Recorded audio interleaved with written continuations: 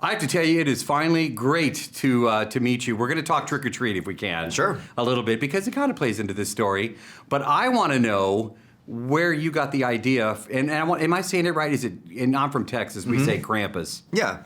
Well, it's sort of tomato.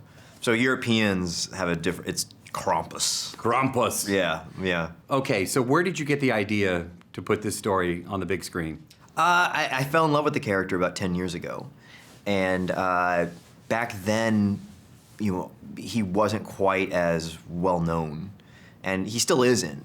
But it was sort of like hearing about some indie band, and then slowly watching it get more popular over the years. But I fell in love with the original Krampus greeting cards that had been passed out for,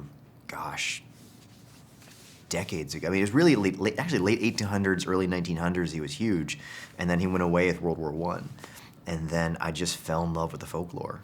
Everybody is going to know who this guy is now. I hope so. I'll tell you what's already going on in Houston. I was seeing this and talking to you guys today, and my friends, have already decided they're going to wear the horns to the screening. Wow. They're going to do a pub crawl with German beers. Yeah, that's how you do it. Look what you've started. Well, I didn't start it by any means. I feel like I've sort of helped carry the tradition from Europe over to the U.S. Your goal, I think, in this movie is to scare people into behaving for Christmas, right? Well, that's the goal. That's the goal of Krampus. I'm just helping. Yeah. There's so many, the filming, I want to talk a little bit about that because the weather scenes, I don't get that kind of weather in Houston. No. But tell me a little bit about filming this thing because it was pretty intense. Yeah, I mean, I grew up in Ohio where we did have extreme winter weather.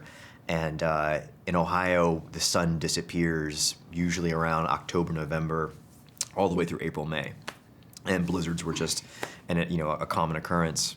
And I always thought they were a bit creepy.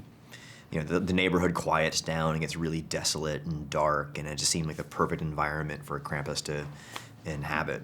But we shot in New Zealand, and everything was done on a soundstage. So all the weather is wind machines and fake snow, and because they don't get weather like that. Really? Oh yeah. You fooled me. Oh good. I'm like, where did they do this? This is like the South Pole, North Pole. No, that's Hollywood magic.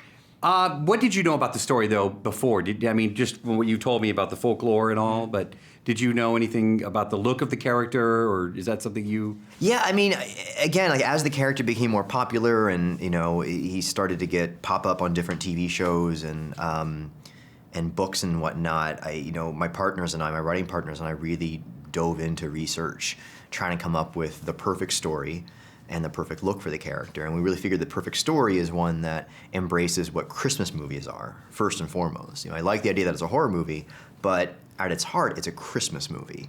It's about people who have lost their way, who are trying to find that belief again, and Krampus sort of forces them on that path. So it was really important to research tone, design, all the works. Trick or Treat is such a cult film. I think you have another one on your hands, by the way. I've read maybe there were some elements to the filming that you kind of included, some of the look. Am I right? Or? Well, no, it's to me, it's sort of a spiritual successor to Trick or Treat. I mean, it's another dark holiday comedy horror movie that centers around a pagan guardian of a particular holiday. And tonally, stylistically, I think it's very similar.